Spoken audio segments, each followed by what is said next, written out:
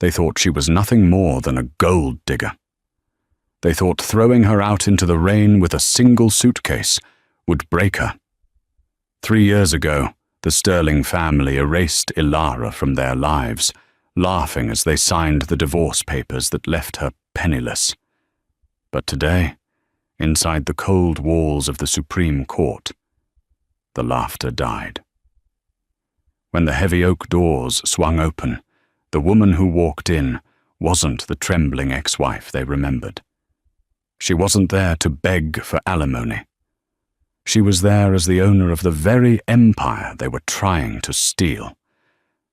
Watch closely, because when the judge sees the evidence, the greedy relatives won't just lose the case, they'll lose everything. This is the story of the ultimate payback. The memory was etched into Ilara Vance's mind like a scar that refused to fade. It was a Tuesday in November, 3 years ago. The rain in Seattle wasn't just falling, it was hammering against the pavement, creating a symphony of misery that matched the chaos inside the Sterling mansion. "Get out!" Beatrice Sterling's voice screeched, cracking with a mix of malice and triumph. The older woman stood at the top of the marble staircase, clutching a pearl necklace as if she were royalty addressing a peasant. "I always knew you were trash, Ilara. I knew it the moment Caleb brought you home. A waitress? Trying to be the mistress of Sterling Industries? It was laughable." Ilara stood in the foyer, clutching a wet coat. She looked at her husband, Caleb Sterling. He was a handsome man, with the kind of jawline that graced magazine covers, but his eyes were weak, cowardly. He wouldn't look at her. He stared at the expensive Persian rug, swirling a glass of scotch. "Caleb?" Ilara's voice was barely a whisper. "Are you really going to let your mother do this? We've been married for 5 years. I built the logistics system for the company. I saved you from bankruptcy." "You did your job," Caleb muttered, finally glancing up, his expression cold. "But you don't fit the image, Ilara. We're moving into the global market. I need a wife who understands high society, not someone who smells like domesticity. Besides, Mother found the prenup holds up. You get nothing." Lydia, Caleb's sister, was leaning against the doorframe, scrolling on her phone. She didn't even look up as she delivered the final blow. "Security is already here, Ilara. Don't make a scene. It's embarrassing enough that we're related by law. Let's not prolong the mistake." Ilara had left that night with one suitcase, a broken heart, and a secret she hadn't had the chance to tell them. She was pregnant, but the stress of that night, the cold, and the sheer devastation took that from her 2 weeks later. That was the fuel. That was the fire. Present day. The atmosphere inside courtroom 4B of the Superior Court was stifling. The air conditioning hummed, but it did nothing to cool the tension radiating from the plaintiff's table. Beatrice Sterling, 3 years older, but looking infinitely more brittle, adjusted her designer silk scarf. She leaned over to Caleb. "Straighten your tie. You look like a nervous schoolboy. We have this in the bag." Caleb Sterling, now the CEO of Sterling Industries in name only, everyone knew Beatrice pulled the strings, nodded frantically. "I know, Mother. But are you sure about this lawsuit? Suing Vanguard Holdings for patent theft? They are a ghost company. No one even knows who the CEO is." "That's exactly why we will win," Beatrice hissed. "They used our technology, the Sterling Streamline algorithm. It's ours. This Vanguard company popped up out of nowhere 2 years ago and started dominating the market. They stole it from us. Judge Harrison Thorne is presiding. He's a traditionalist. He'll see a legacy family like ours being robbed by some faceless shell company, and he'll hand us their assets on a silver platter." Lydia sat on the other side of Beatrice, checking her reflection in a compact mirror. I already picked out the vacation home in Tuscany we're buying with the settlement money. Can we hurry this up? This courtroom smells like dust and poor people. Their lawyer, a shark named Arthur Penders, slammed his briefcase onto the table. Keep your voices down, Penders whispered. Judge Thorne is entering. All rise, the bailiff bellowed. Judge Harrison Thorne walked in. He was a man of immense stature, known in the legal community for his no-nonsense attitude and his terrifyingly sharp memory. He didn't care about wealth, he cared about the law. He adjusted his spectacles and looked down at the paperwork. Docket number 405, Judge Thorne announced, his voice deep and resonant. Sterling Industries versus Vanguard Holdings. Claim of intellectual property theft and corporate espionage. Are all parties present? Arthur Penders stood up, buttoning his suit jacket. Yes, Your Honor. The plaintiffs are ready. The judge looked at the defense table. It was empty, save for a single briefcase and a young, nervous-looking junior associate named Timothy. And the defense? Judge Thorne asked, raising an eyebrow. Timothy stood up, his hands shaking slightly. Your Honor, lead counsel is... She's just arriving. She apologizes for the delay. The elevators in the building are malfunctioning. Beatrice let out a loud, derisive snort that echoed in the silent room. Typical, she whispered loudly to Caleb. They don't even respect the court. We've won before we've even started. Judge Thorne's eyes snapped to Beatrice. Mrs. Sterling, if you have something to share, you may take the stand.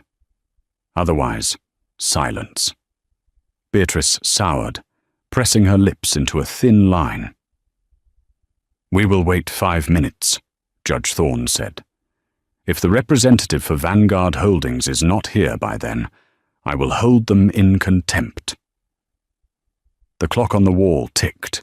It was the sound of impending doom, though the Sterlings thought it was the sound of victory. While the court waited, the Sterlings grew more emboldened.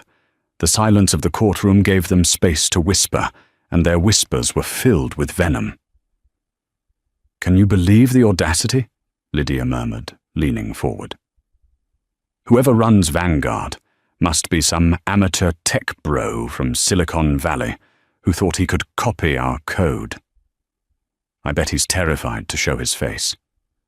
Caleb looked at the empty defense table. I don't know, Lydia. Vanguard grew fast, faster than we did. They secured contracts with the Defense Department last month.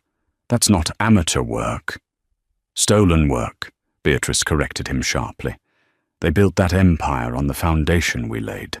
Specifically, the logistics framework. There was a bitter irony in Beatrice's words. The logistics framework she was referring to, the Sterling Streamline, hadn't been written by Caleb. It hadn't been written by their expensive development team. It had been written by Alara late at night at the kitchen table while Caleb was out partying with clients. Ilara had been a genius coder before she was a wife, a fact the Sterlings ignored because it didn't fit their narrative of her being a gold-digging waitress. I hope the judge liquidates them, Caleb said, trying to sound tough for his mother. We need that capital, Mother. The merger with the European partners is stalling. If we don't get this settlement, we will get it, Beatrice snapped. Arthur is the best lawyer in the state, and look at them. She gestured to the empty table with a manicured hand. They are disorganized. Chaos implies guilt. Arthur Penders, the lawyer, leaned back. Mrs. Sterling is right. In civil court, appearance is half the battle. Showing up late to Judge Thorne's courtroom? It's suicide. I'll move for a default judgment if they aren't here in 60 seconds. Do it, Beatrice grinned. I want to see them crushed. The heavy double doors at the back of the courtroom groaned. Every head turned. The gallery was mostly empty, save for a few legal students and a bored reporter. But the tension spiked immediately. The click of heels against the wooden floor was rhythmic, slow, and deliberate. It wasn't the frantic pace of someone late for court. It was the stride of someone who owned the building. A woman walked down the center aisle. She was wearing a bespoke navy blue suit that screamed power. The tailoring was impeccable, hugging a figure that was strong and poised. She wore oversized sunglasses, which she removed slowly as she passed the bar, revealing piercing green eyes. Her hair, once worn in a messy bun while she cleaned the Sterling mansion, was now a sleek, sharp bob that framed her face like a helmet of war. She carried no heavy files, just a single, slim tablet. Caleb Sterling felt his breath hitch in his throat. He knew that walk. He knew the curve of that jaw, but his brain refused to process it. It couldn't be. Ilara Vance didn't look at the gallery. She didn't look at the judge yet. She stopped directly in front of the Sterling family's table. Beatrice's mouth fell open. The smug smile vanished, replaced by a look of sheer confusion that quickly morphed into horror. "You!" Beatrice gasped, her voice echoing oddly in the quiet room. "What are you doing here?" "The cafeteria is in the basement, Ilara." Lydia laughed, a nervous, high-pitched sound. "Did you get a job as a paralegal?" "Oh, honey, that's cute, but you're interrupting a $1 million lawsuit." Ilara didn't blink. She turned her head slowly, locking eyes with Caleb. He shrank back, physically recoiling from the intensity of her gaze. It wasn't anger. It was something far worse. Indifference. "I'm not here to serve coffee, Lydia," Ilara said. Her voice was smooth, low, and commanded absolute attention. It was the voice of a woman who had spent the last 3 years screaming into the void and had finally learned to make the void answer back. She turned her back on them and walked to the defense table. She placed her tablet down next to the nervous junior associate, Timothy. Timothy immediately stood straighter, looking at her with reverence. "Good morning, Timothy," she said. "Good morning, Miss Vance," Timothy replied clearly. Arthur Penders, the Sterling's lawyer, stood up, confused.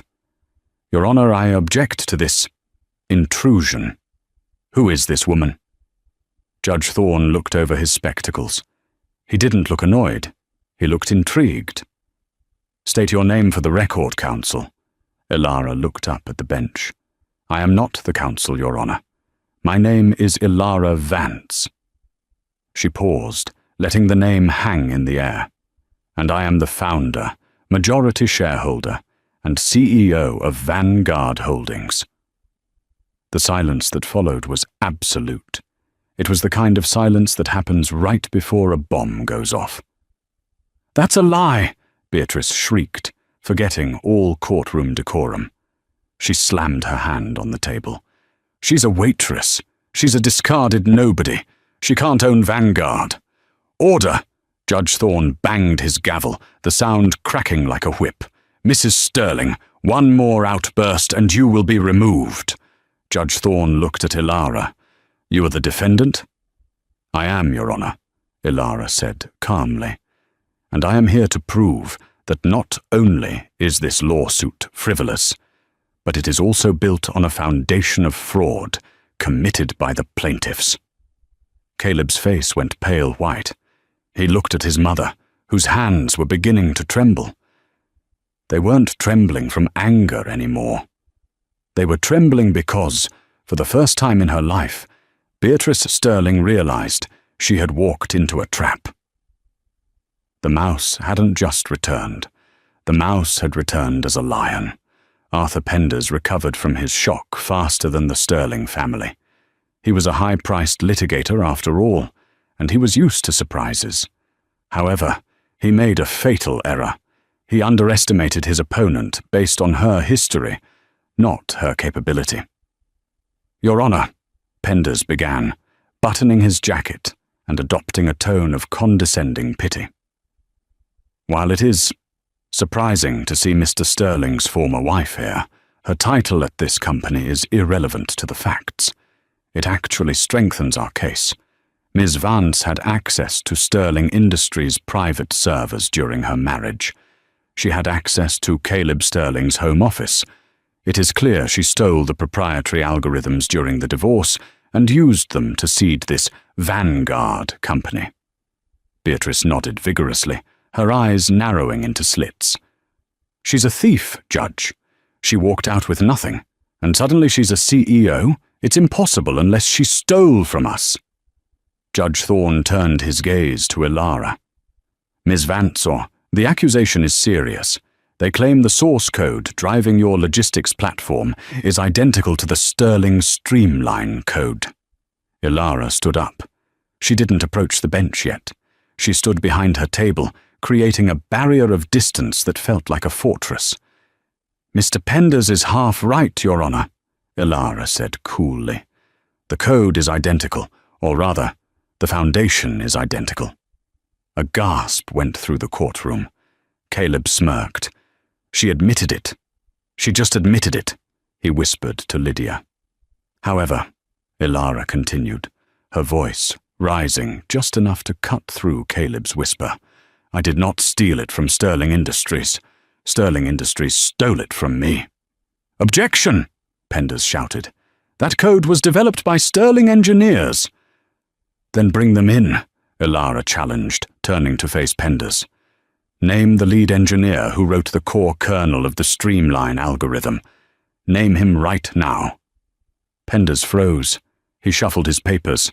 Well, it was a team effort. The department head is Marcus Cole, Ilara supplied. And Marcus Cole is a front-end developer. He doesn't know C++ or Python well enough to write that kernel. I do. She picked up her tablet and connected it to the courtroom's display system. A large screen on the wall flickered to life. Lines of complex code scrolled down the screen. Exhibit A, Ilara announced. This is the metadata from the original file creation of the algorithm Sterling claims is theirs. Judge, look at the author tag in the metadata. The judge squinted at the screen. It says, A Vance Private Build V1.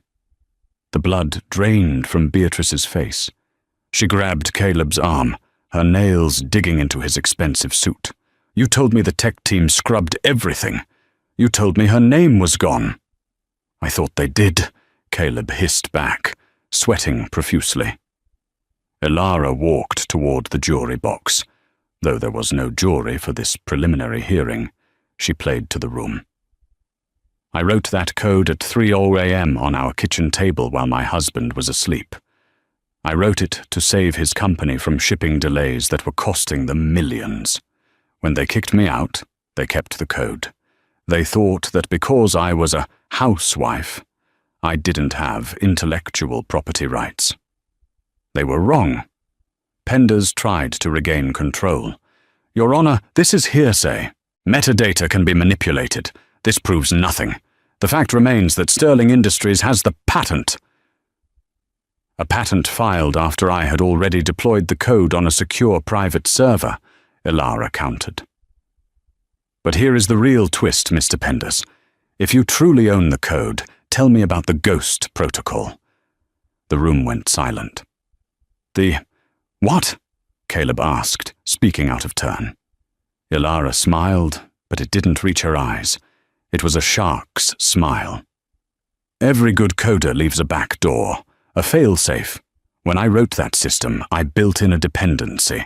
It requires a unique encryption key to run at full capacity. Without that key, the system eventually degrades. It slows down. It starts making errors. She turned to Caleb.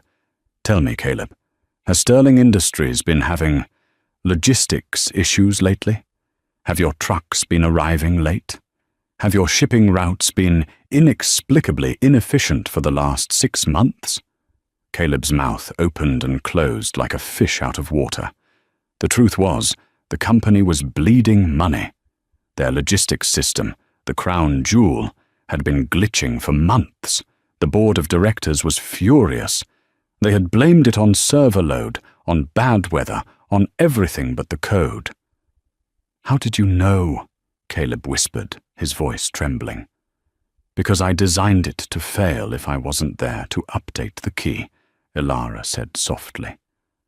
You didn't just steal my code, Caleb. You stole a time bomb. Beatrice stood up, shaking with rage. She's sabotaging us. Judge, arrest her. She admitted to sabotaging our company. Sit down, Mrs. Sterling, Judge Thorne roared. Ms. Vance has admitted to protecting her intellectual property. If you cannot prove you wrote the code, you cannot claim sabotage on a product you do not understand. The judge looked at Ilara with a newfound respect. Ms. Vance, you have established a strong doubt regarding the plaintiff's ownership, but the burden of proof for the counterclaim lies with you. Do you have witnesses? I do, Your Honor, Ilara said, checking her watch. I call Mr. Caleb Sterling to the stand. Calling the CEO of the opposing company as a hostile witness was a bold move. Usually, lawyers would fight tooth and nail to keep their clients off the stand. But Penders was reeling from the metadata revelation, and Judge Thorne was impatient. He allowed it. Caleb Sterling walked to the witness stand. He looked like a man marching to the gallows. He adjusted his tie, cleared his throat, and avoided making eye contact with Ilara. Ilara didn't stay at the defense table. She walked right up to the podium. Up close, Caleb could smell her perfume, a scent of sandalwood and rain that he remembered from their marriage. But it didn't smell like comfort anymore. It smelled like judgment. Mr. Sterling, Ilara began, her voice conversational. You are the CEO of Sterling Industries, correct? Yes, Caleb said, his voice tight. And you oversee all major divisions, including the Technology and Logistics Department? I do. Excellent, Ilara said. She picked up a document from her table. This is a sworn affidavit you signed 3 years ago during our divorce proceedings. In this document, you stated that I contributed, and I quote, zero value to the company, and that my role was purely domestic. Is that correct? Caleb shifted in his seat. Yes, that's what I signed. So, if I contributed zero value, how do you explain the emails sent from your account to the board of directors on December 12, 2022, praising the new algorithm that saved the Q4 earnings? I wrote those emails, Caleb lied. Did you? Ilara pressed. Then explain to the court what a recursive loop is, Caleb. Caleb froze. A recursive loop? Yes, the algorithm relies on it. It's a basic coding concept. If you wrote the emails praising the tech, and you oversee the department, surely you know how your primary asset works. Explain it to Judge Thorne. The silence stretched. 10 seconds. 20 seconds. Caleb began to sweat visibly. He looked at his mother in the gallery. Beatrice was making frantic hand motions, mimicking writing, trying to tell him to say something. I'm a big picture guy, Caleb stammered. I hire people to know the technical details. So you don't know? No. So you admit you didn't write the code? I never said I wrote it personally, Caleb snapped. I said the company owns it. But you claimed in your lawsuit that I stole it. How can I steal something that you don't even understand? How do you know I didn't invent it? Because you're a waitress, Caleb shouted, losing his temper. You were a waitress at a diner when I met you. You didn't go to MIT. You didn't have a degree. You were nothing until I married you. The courtroom gasped at the outburst. It was ugly. It was raw. And it was exactly what Ilara wanted. She stood perfectly still, letting his words hang in the air like a foul smell. I was a waitress. Yes, Ilara said, quietly, her voice full of dignity. I was working 2 jobs to pay for my brother's medical bills. I taught myself to code on a library computer at night because I couldn't afford tuition. I built that algorithm because I loved you, and I wanted your company to succeed." She leaned in closer. "And when I came to you, pregnant with our child, asking for help because the stress was killing me, you and your mother handed me a prenup and told me to leave." Caleb's face went grey. "Elara, don't bring that up here." "It is relevant, Your Honor," Elara said, turning to the judge, "because it establishes motive. Not my motive for theft, but their motive for fraud. They needed to erase me to keep the money, but they wanted to keep my work. They wanted the golden egg, but they wanted to kill the goose." "Objection! Prejudicial!" Penders screamed, standing up. "Overruled," Judge Thorne said, his eyes cold as ice as he looked at Caleb. "The witness's credibility is in question." Elara turned back to Caleb.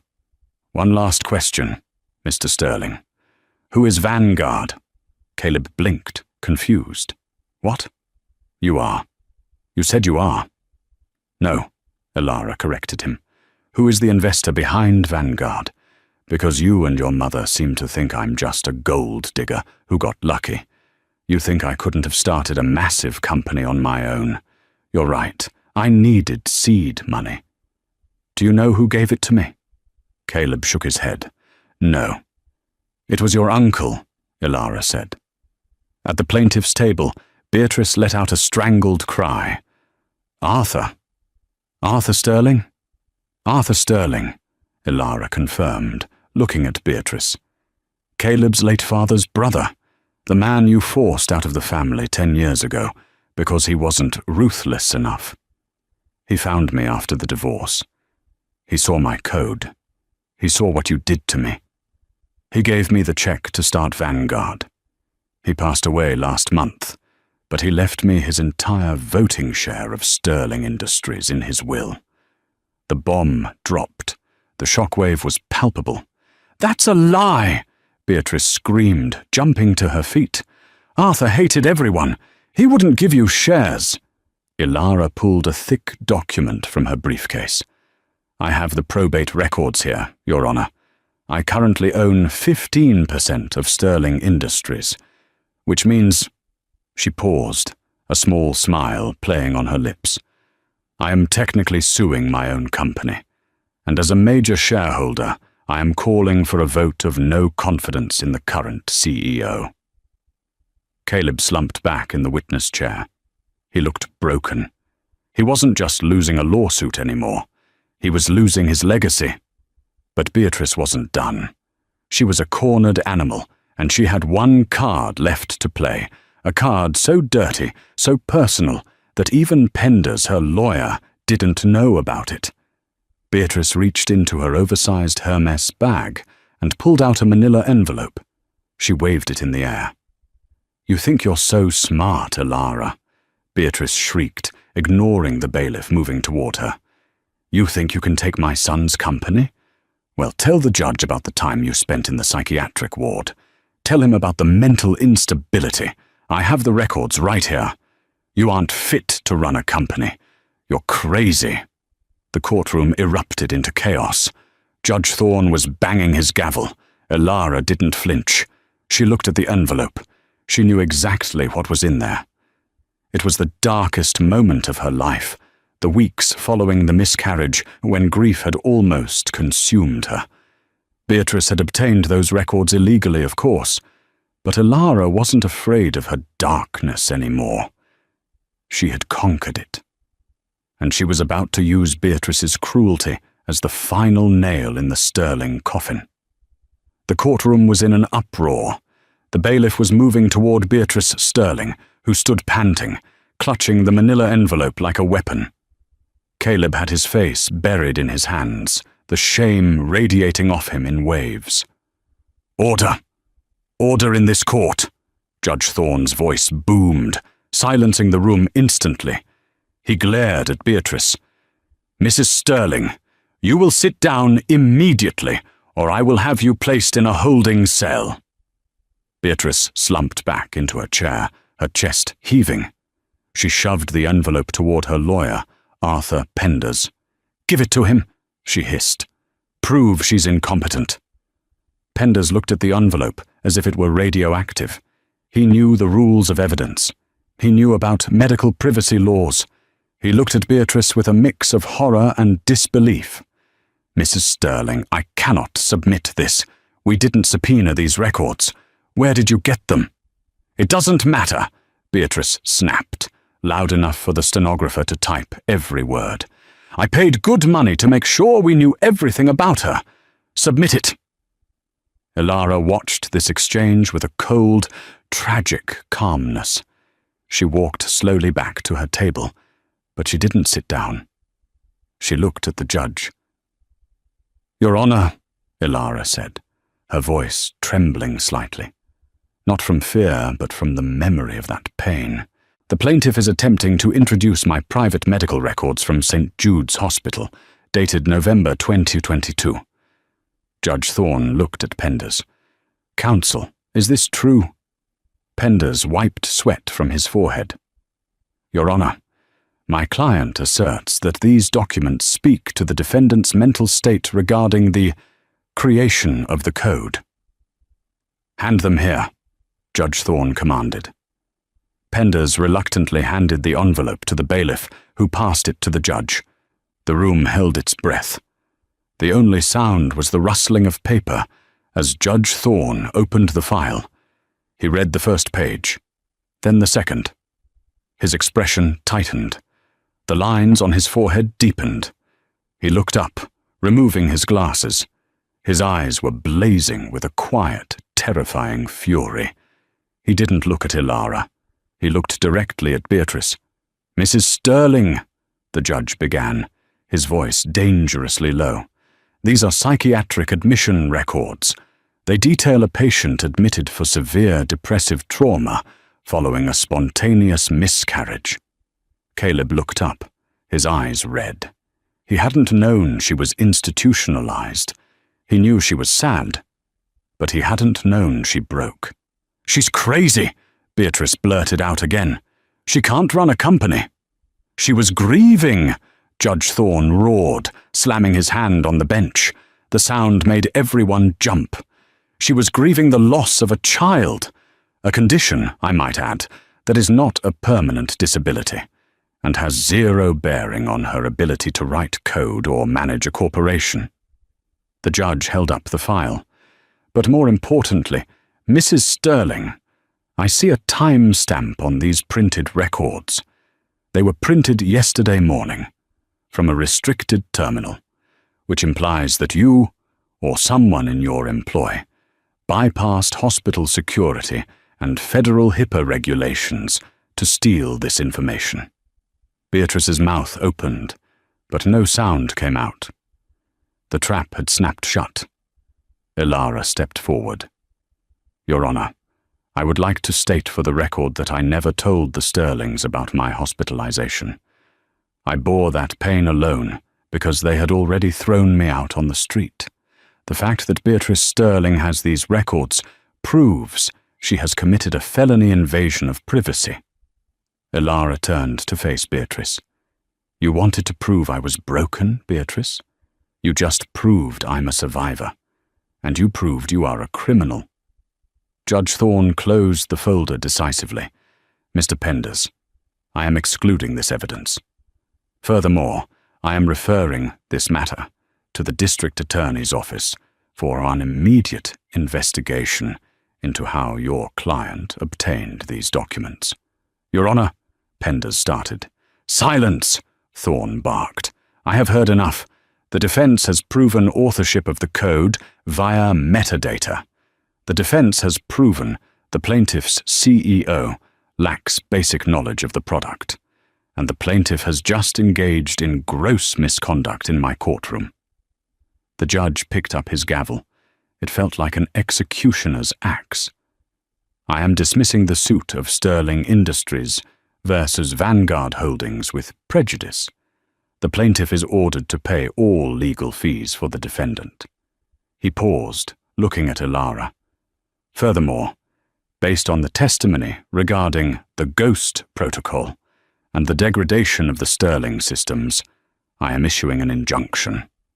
Sterling Industries is hereby barred from using the disputed code until they can negotiate a licensing fee with the rightful owner, Ms. Vance.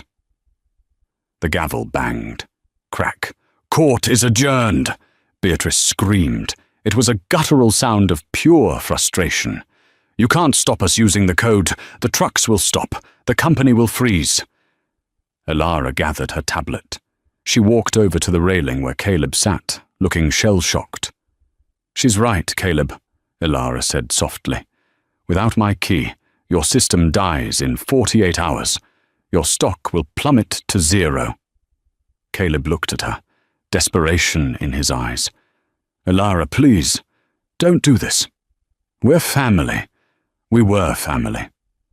Just give us the key. I'll pay you whatever you want." Elara checked her watch. "I don't want your money, Caleb. I have plenty. I want the board meeting. It starts in 1 hour. I'll see you there."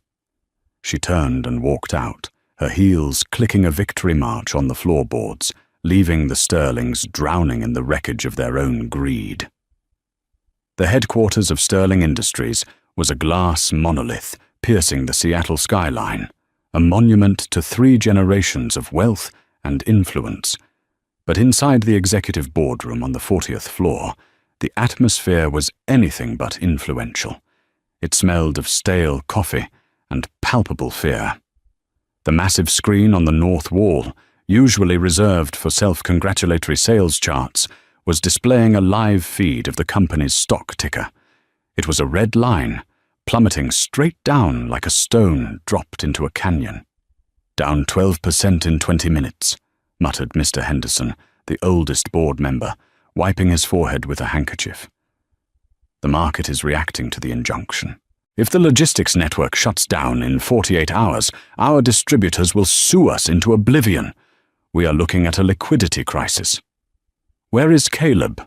demanded Sarah Jenkins, a sharp-tongued venture capitalist who held 10% of the stock. She slammed her pen onto the mahogany table. "He should be here explaining why he lied to us about the IP ownership. He told us the code was proprietary. He told us the ex-wife was a non-entity." The double doors burst open. Caleb Sterling ran in, disheveled, his tie askew, sweating profusely. He looked nothing like the polished CEO on the magazine covers. Behind him, Beatrice stumbled in, clutching her chest, looking like a ghost. Lydia trailed behind them, furiously typing on her phone, trying to liquidate her personal portfolio before the family name became toxic. "It's under control!" Caleb shouted, his voice cracking as he held up his hands. "Everyone, please calm down. It's just a legal hiccup. Judge Thorne is biased." "A hiccup?"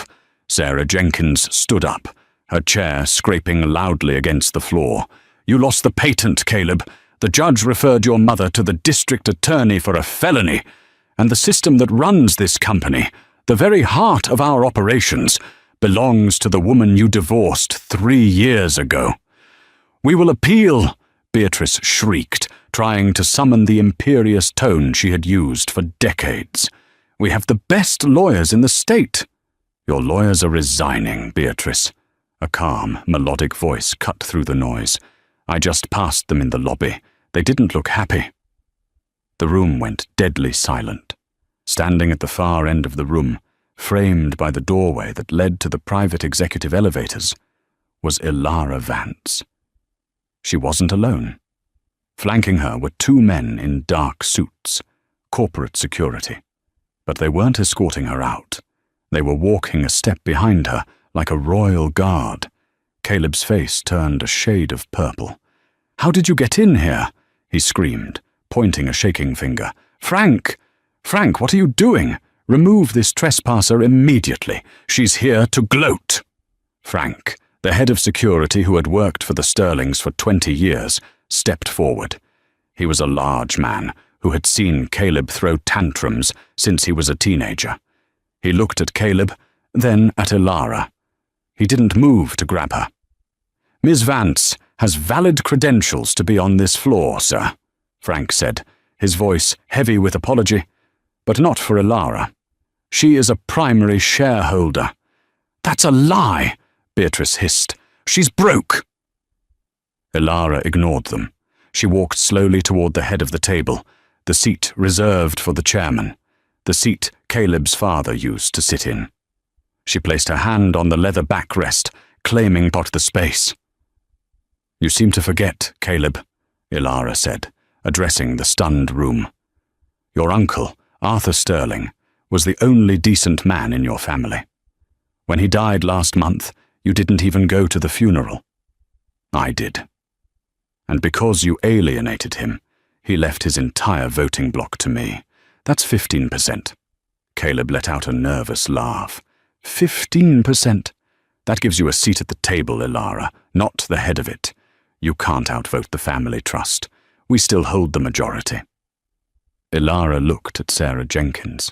She nodded once. Sarah Jenkins picked up her tablet. "Actually, Caleb, that's not accurate anymore."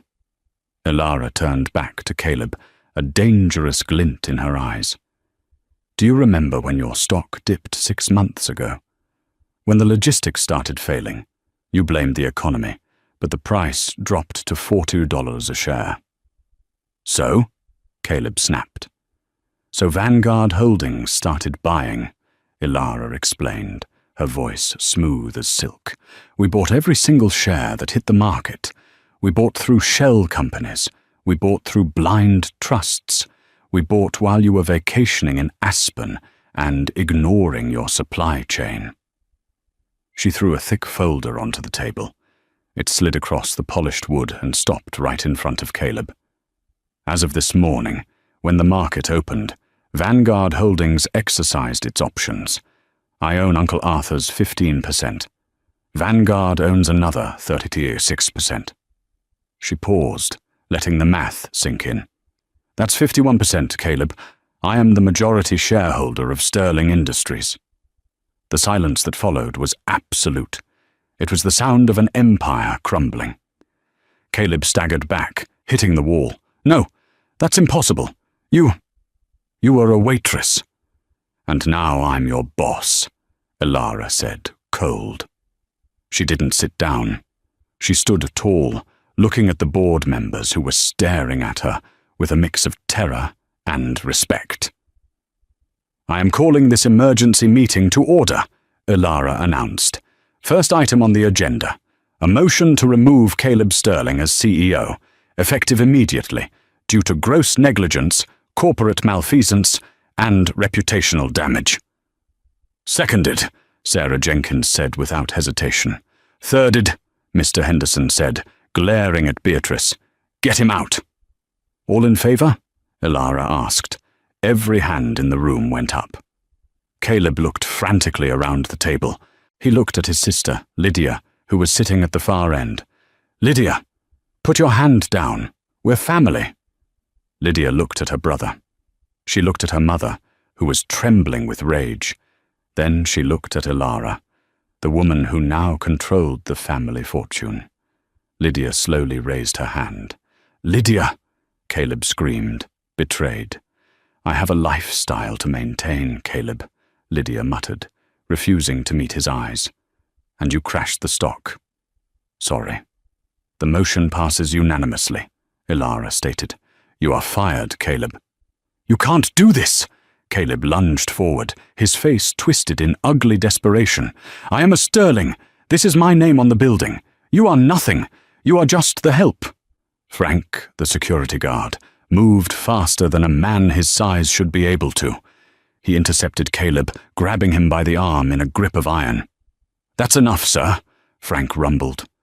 Ilara walked around the table until she was inches from Caleb's face. She didn't flinch at his anger. "When you kicked me out," Ilara whispered, her voice low and lethal, "you told me I didn't fit the image of this company. You were right. I didn't. I was honest. I was hard-working. And I was loyal." She leaned in closer. "I would have built this empire for you, Caleb. I would have fixed the code. I would have made you a billionaire. All you had to do was stand up to your mother.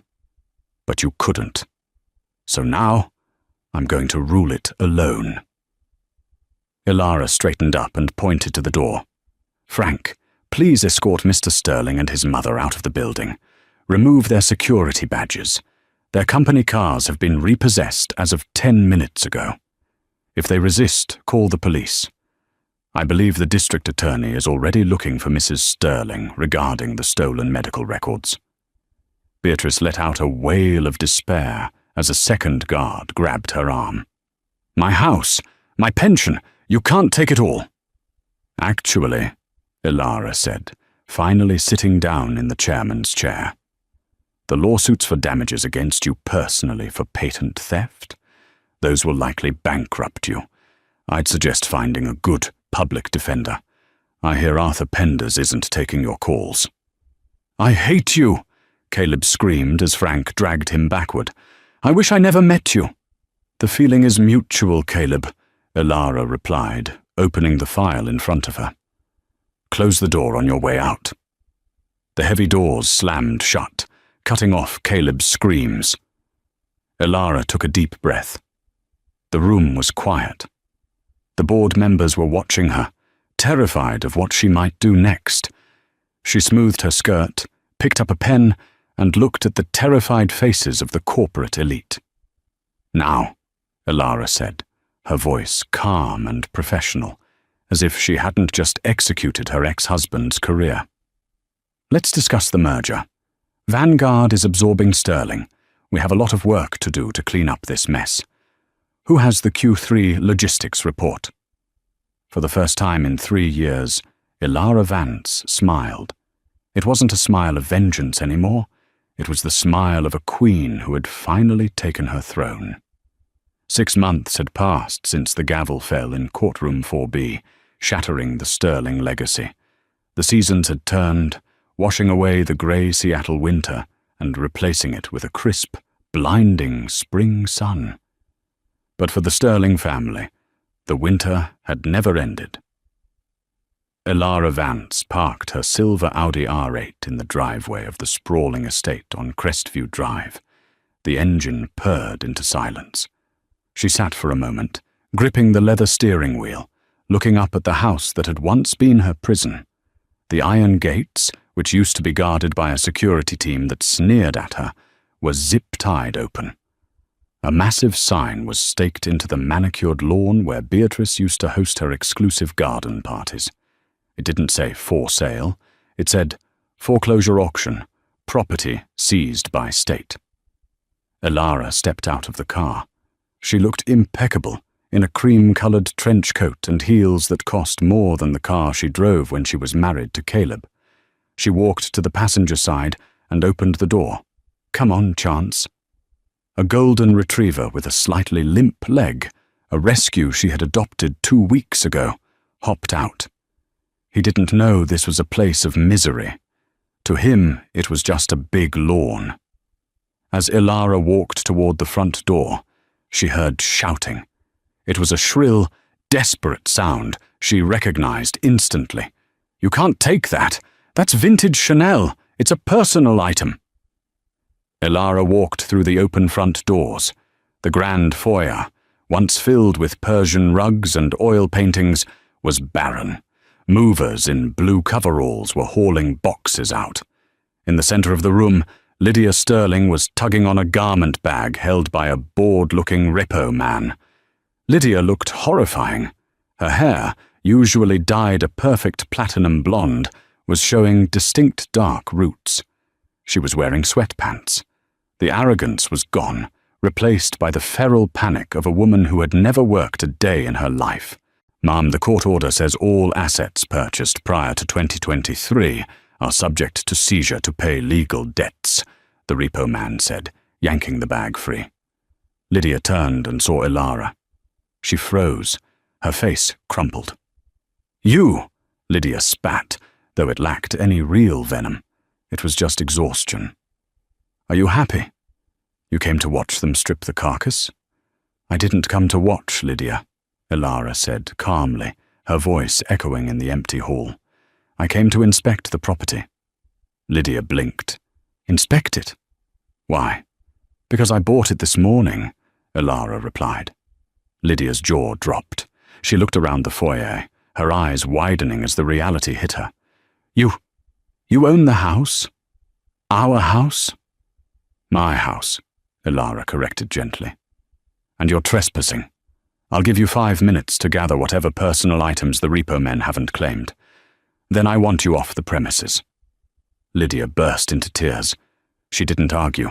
She didn't scream. She just ran past Ilara, clutching a shoebox, fleeing the scene of her former glory. Ilara watched her go, feeling a strange lack of satisfaction. It wasn't joy, it was just closure. She walked through the house, her heels clicking on the hardwood. She went to the dining room where Beatrice had told her she wasn't society material. She went to the kitchen where she had written the code that was now worth billions. She eventually walked out onto the back terrace. A battered sedan, rusting at the wheel wells, was idling in the driveway near the service entrance. Caleb Sterling was leaning against the hood. If Lydia looked desperate, Caleb looked defeated. He had lost 20 pounds. His posture, once upright and proud, was slumped. He wore a generic polo shirt with a logo for a ride-share company stitched on the breast pocket. He was holding a cardboard box containing a few trophies and a framed photo. He looked up when he heard Ilara approach. He didn't glare. He looked at her with a mixture of awe and shame. "I heard you bought it," Caleb said, his voice hoarse. "The broker told me the buyer was an EV trust.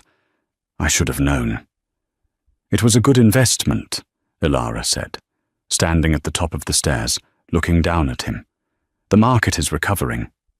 Caleb kicked a pebble on the driveway. "What are you going to do with it?" "Live here? Sleep in the master bedroom just to spite my mother." "No, Caleb. I have a penthouse in the city. I don't live in haunted houses." Ilara gestured to the sprawling grounds. "I'm donating the property to the city. It's going to be the new headquarters for the Vance Foundation. It will be a transitional housing center for women escaping financial abuse and domestic control. We're going to teach them legal literacy and coding." Caleb flinched, as if she had slapped him. "In my mother's house, a shelter. It seems poetic, doesn't it?"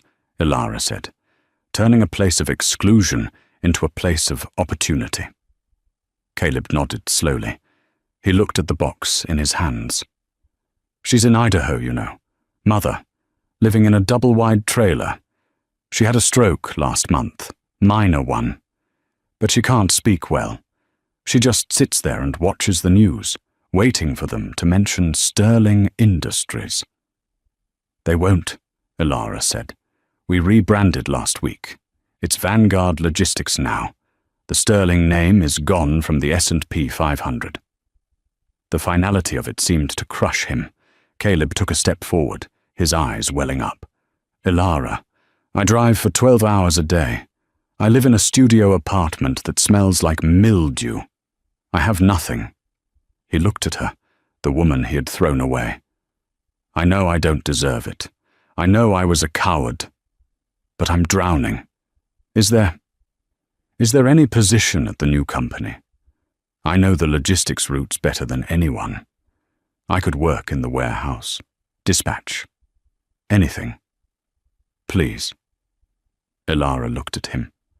She remembered the night he let the security guards drag her out. She remembered him signing the prenup enforcement. She remembered the silence when she told him about the baby they lost. She felt pity, yes, but she also felt the steel spine she had forged in the fire of his betrayal. "I can't hire you, Caleb," Ilara said softly. "The board would never allow it. And frankly, I don't want you in my building." Caleb slumped, nodding. "Right. Of course. However," Ilara continued, she reached into her trench coat pocket and pulled out a small business card. "I know a man who runs a trucking fleet in Tacoma. He's looking for a night shift manager. It's hard work, it pays hourly, but he values people who know the roads." She walked down the stairs and held the card out. Caleb took it, his hands trembling. He looked at the card like it was a lifeline. Don't tell him you know me, Ilara warned. And don't tell him you're a Sterling. Use your middle name. Earn it this time, Caleb. I will, Caleb whispered. He looked at her one last time, tears spilling over. You look beautiful, Ilara. You look free. I am, she replied.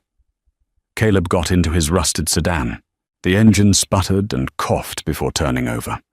He drove slowly down the long driveway, past the foreclosure sign, and turned onto the main road, disappearing from her life forever. Ilara took a deep breath. The air smelled of blooming jasmine and wet earth. She unclipped the leash from Chance's collar. Go on, boy, she said, smiling. The dog bolted across the lawn, chasing a butterfly, rolling in the grass where Beatrice Sterling used to forbid anyone from walking. Ilara Vance turned her back on the gate. She pulled out her phone and dialed Timothy. Timothy?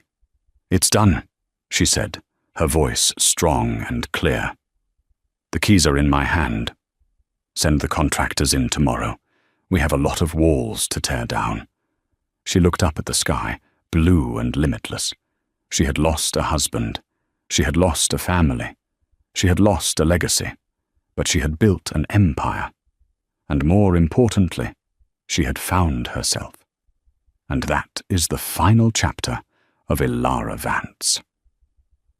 From a weeping ex-wife in the rain to the CEO of a global empire, she proved that rock bottom isn't the end.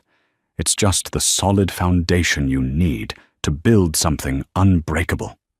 The Sterlings lost their fortune not because of bad luck, but because of their arrogance. They underestimated the one person who held their world together. It makes you wonder how many people are underestimated right now, just waiting for their moment to strike back. I want to hear your thoughts in the comments. Do you think Ilara was too kind to Caleb at the end by giving him that job lead? Or was leaving him to work a blue-collar job the ultimate punishment for a man who thought he was royalty? If you loved this saga of revenge, betrayal, and justice, please smash that like button and share this video with a friend who needs some motivation. Don't forget to subscribe and turn on notifications.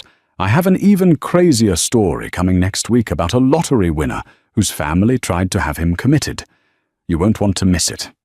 Thanks for watching, and remember, be kind, but take no prisoners.